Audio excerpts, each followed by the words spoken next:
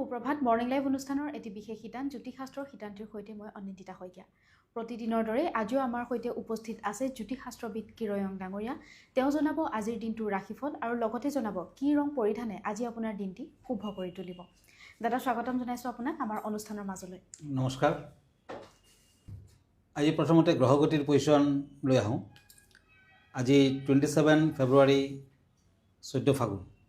আজি গ্ৰহগতি চন্দ্ৰ কুম্ভ ৰাশিত বহি আছে, শুক্ৰ লগ্ন ৰাহু মীন ৰাশিত, শনি ৰবি বুধ আজি কুম্ভ ৰাশিত বহি আছে।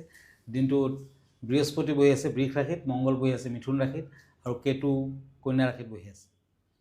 আজিৰ দিনটোত কৃষ্ণা চতুৰ্দশী তিথি, ধনিষ্ঠা নক্ষত্ৰ, শিৱযোগ, শকুনীকৰণ। আজি জন্মত কুম্ভ ৰাশি, বৈশ্যবৰ্ণ।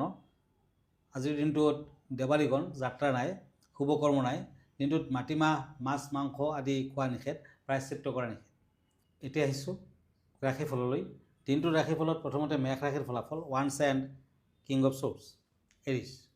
আজি পাৰিবাৰিক সিদ্ধান্ত লোৱাৰ ক্ষেত্ৰত গুৰুজনক স্মৰণ কৰক। কৰ্মস্থানত অলপ সাৱধান হওক। আজি সামাজিক কামত ব্যস্ততা বৃদ্ধি, শৰীৰত দুৰ্বলতা থাকিব, প্ৰেমত সাৱধান হওক। ব্লু কালাৰ লাকি, গ্ৰীণ কালাৰ লাকি। এতিয়া আহিছোঁ বৃষ ৰাশিলৈ। টৰাছ, কাপছ এণ্ড পেণ্টাকলছ। আজি পুৰণি বন্ধুৰ লগত কথা পাতি আনন্দিত হ'ব। পূব দিশৰ পৰা ভ্ৰমণ নকৰিব, ব্যৱসায়ত উন্নতি। আজি বৃদ্ধিৰ যুগ, ঘৰুৱা দিশত শান্তি বজাই থাকিব, প্ৰেমত শুভ ফল। Lucky colour red, unlucky colour purple colour. মিথুন ৰাশি, জেমিনি। ওৱান্স এণ্ড ওৱান্স, এই দুখন কাৰ্ড মতে আজি কৰ্মস্থানত নিজৰ দক্ষতাৰ ওপৰত নিৰ্ভৰ কৰক। ৰাজনৈতিক আৰু সামাজিক ক্ষেত্ৰত আজি সন্মান বৃদ্ধি, ব্যৱসায় বাণিজ্যত লাভৱান হোৱাৰ যোগ, প্ৰেমত বাধা আছে। হোৱাইট কালাৰ লাকি, ব্লেক কালাৰ আনলাকি। এতিয়া হওক পেণ্টাকলছ এণ্ড পেণ্টাকলছ।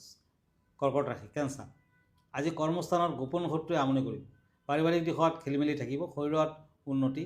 দক্ষিণ দিশত ভ্ৰমণ নকৰিব, প্ৰেমত উৎসাহ থাকিব, বিদ্যাত শুভ ফল। কৰ্কট ৰাশিৰ জাতক জাতিকাসকলে আজি ঘৰৰ পৰা ওলোৱাৰ সময়ত দৈৰ ফুট লওক আৰু ওলাওক, নিশ্চয় শুভ ফল দিব। অৰেঞ্জ কালাৰ, হোৱাইট কালাৰ লাকি, ব্লেক কালাৰ আনলাকি। হয় দাদা, এই মুহূৰ্তত এখন পত্ৰ হাতত তুলি ল'ব বিচাৰিছোঁ। পত্ৰখনত এজনে আপোনাৰ পৰা জানিব বিচাৰিছে গাই গৰুৰ আচৰণ আৰু জ্যোতিষশাস্ত্ৰৰ বিশ্বাস সম্পৰ্কে আপোনাক জনাব দিছে। হয়, গো পূজা হিন্দু ধৰ্মত পবিত্ৰ কৰ্ম। গোমাতাৰ শৰীৰত সমস্ত দেৱতাই বাস কৰে। গৰুৱে ভৰিৰে যদি মাটি খান্দে তেতিয়া কিন্তু ঘৰখনৰ ৰোগ নিৰ্দেশ দিয়ে। গৰুৰ চকু পানী ওলালে গৃহস্বামীৰ মৃত্যুলৈকে হ'ব পাৰে। গৰুৰ গাত অধিক মাখিয়ে আৱৰি ধৰিলে বৰষুণ হয়। যাত্ৰা পথত গৰু দেখা শুভ ফল দিয়ে। গৰুৰ গাখীৰৰ অস্বাভাৱিক ৰং আৰু স্বাদ ঘৰখনৰ বাবে কিন্তু অতি অশুভকাৰক। গতিকে গৰুৰ আচৰণে বিভিন্ন ধৰণৰ সম্পৰ্ক বা বিভিন্ন ক্ষেত্ৰ বুজায় আৰু তেনেকুৱাকৈ শাস্ত্ৰমতে কৈ থোৱা হৈছে। হয় দাদা, আমি পৰৱৰ্তী ৰাশিফলৰ মাজলৈ আগবাঢ়োঁ। হয়, কাপছ এণ্ড ওৱান্স, সিংহ ৰাশি, লিঅ'। এই দুখন কাৰ্ড মতে আজি কৰ্মৰ ক্ষেত্ৰত বন্ধুবৰ্গৰ পৰা অধিক লাভৱান। ৰাজনৈতিক আৰু সামাজিক ক্ষেত্ৰত আজি পদোন্নতিৰ যুগ, বিদ্যাত বাধা আছে, প্ৰেমত কষ্ট আছে। সিংহ ৰাশিৰ জাতক জাতিকাসকলে আজি দান ধ্যান কৰক, ভাল হ'ব। য়েল্ল' কালাৰ লাকি, ৰেড কালাৰ আনলাকি। এতিয়া হওক ওৱান্স এণ্ড ওৱান্স, কন্যা ৰাশি। আজি চাকৰি প্ৰাৰ্থীসকলৰ বাবে কৰ্মসংস্থাপনৰ যুগ, ব্যৱসায় বাণিজ্যত মধ্যম ফল। শৰীৰত আঘাত পাব পাৰে, তামৰ আঙুঠি পিন্ধক। বন্ধুৰ পৰা দূৰত্ব বজাই ৰাখক, প্ৰেমত সন্দেহ থাকিব। Green colour lucky, silver colour unlucky. এতিয়া হওক তুলা ৰাশিলৈ। ওৱান্স এণ্ড পেণ্টাকলছ, লিব্ৰা। আজি জুইৰ পৰা সাৱধানতা বজাই ৰাখক। অবাৰত খৰচা পাতি বৃদ্ধি, স্থান পৰিৱৰ্তন, ব্যৱসায় বাণিজ্যত শুভ। ঘৰলৈ আলহীৰ আগমন, প্ৰেমত বিয়া বাৰুৰ যুগ। ক্ৰীম কালাৰ শুভ, অৰেঞ্জ কালাৰ অশুভ। এতিয়া বৃশ্চিক ৰাশি, স্কৰপিঅ'। পেণ্টাকলছ এণ্ড শ্বৰ্টছ, এই দুখন কাৰ্ড মতে আজি নিচাযুক্ত খাদ্যৰ পৰা দূৰত্ব বজাই ৰখাই ভাল। দায়বদ্ধতা বৃদ্ধি, বন্ধুৰ পৰা দূৰত্ব বজাই ৰাখক। কৰ্মৰ ক্ষেত্ৰত মধ্যম ফল, প্ৰেমত আনন্দ লাভ।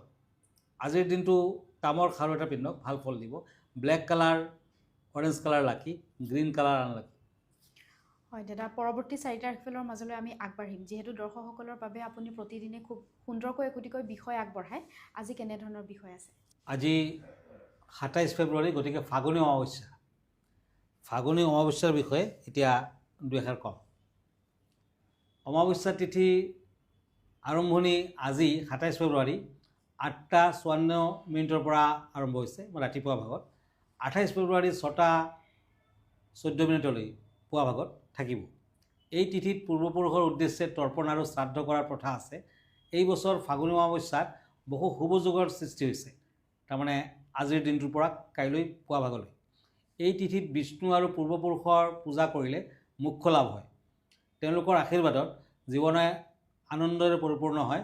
ইয়াৰ উপৰিও এই অমাৱস্যাত পবিত্ৰ নদীত স্নান কৰিলে আৰু দৰিদ্ৰজনক দান ধ্যান কৰিলে শুভ ফল পোৱা যায়। জ্যোতিষ গণনা অনুসৰি ফাগুনী অমাৱস্যাত শিৱ আৰু খাদ্য যোগৰ শুভ সংযোগ থাকিব। ৰাতি 11:41 শিৱ যোগ আৰু ইয়াৰ পিছত খাদ্য যোগ অত্যন্ত শুভ বুলি ভবা হয়। এই যুগত শুভ কাম কৰিলে শ্ৰেষ্ঠ ফল পোৱা যায়। এই তিথিত সোনকালে উঠি স্নান কৰি শুদ্ধ কাপোৰ ধাৰণ কৰক, সূৰ্যক অৰ্ঘ্য দি পূৰ্বপুৰুষৰ ধ্যান কৰক, বিষ্ণুৰ পূজা পাতল কৰক, নাৰায়ণক সেউজীয়া মিঠাইৰ ভোগ নিবেদন কৰক, অসহায় আৰু দৰিদ্ৰসকলক খাদ্যমতে অন্ন, অৰ্থ, পোচাক আদি দান কৰক।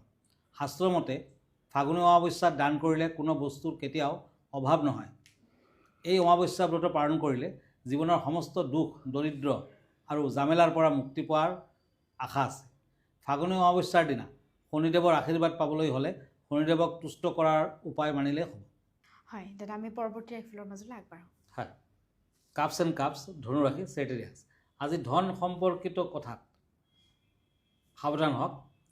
অৱশ্যে বিভিন্ন দিশত ধন সম্পৰ্কিত কথাত তৰ্কত লিপ্ত হ'ব পাৰে। কৰ্মস্থানত ব্যস্ততা বৃদ্ধি, পুৰণি বেমাৰ আজাৰৰ পৰা মুক্তি লাভ, আৰ্থিক দিশত খৰচৰ মাত্ৰা বৃদ্ধি, প্ৰেমত সাৱধান হওক। Pink colour lucky, yellow colour unlucky.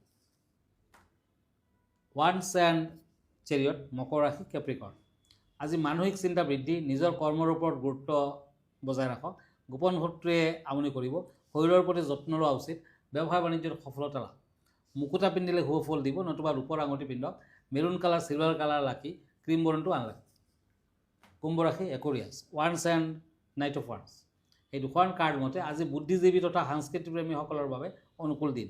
দাম্পত্য জীৱনত বুজাবুজিৰ অভাৱ, ব্যৱসায় বাণিজ্যত মধ্যম ফল, বিদ্যাত মধ্যম ফল, প্ৰেমত শুভ ফল। চিলভাৰ কালাৰ লাকি, ৰেড কালাৰ আনলাকি। মীন ৰাশি, পেণ্টাকলছ এণ্ড কাপছ। আজি ঘৰুৱা কাম কাজৰ লগতে কোনো নতুন চিন্তাত সুফল আশা কৰিব পাৰে। ভ্ৰমণত শুভ, যান বাহন ক্ৰয় কৰিব পাৰে। আৰ্থিক দিশত উন্নতি, প্ৰেমত মধ্যম ফল। পাৰ্পল কালাৰ লাকি, মেৰুণ কালাৰ আনলাকি। হয় দাদা, ধন্যবাদ জ্ঞাপন কৰিছোঁ। যিহেতু আমি অনুষ্ঠানটি সামৰিব লাগিব, অনুষ্ঠানটি সামৰাৰ পূৰ্বে আপোনাৰ ঠিকনাটো আমাৰ দৰ্শকসকলক পুনৰবাৰ জনাই দিব। হয়, আমাৰ ঠিকনা এষ্ট্ৰলজাৰ কিৰো য়াং, Ratnakuber gems and jewellery, Manipuri Basti, Guwahati 7। Phone নম্বৰটো হ'ল 9085949309। আমাৰ ইমেইল এড্ৰেছ kiroyangastrologer@kiroyang.com। ধন্যবাদ, নমস্কাৰ। আৰু ইয়াৰ লগে লগে মই অনিন্দিতা শইকীয়াও জ্যোতিষশাস্ত্ৰৰ শিতান্তিৰ পৰা বিদায় লৈছোঁ। ধন্যবাদ।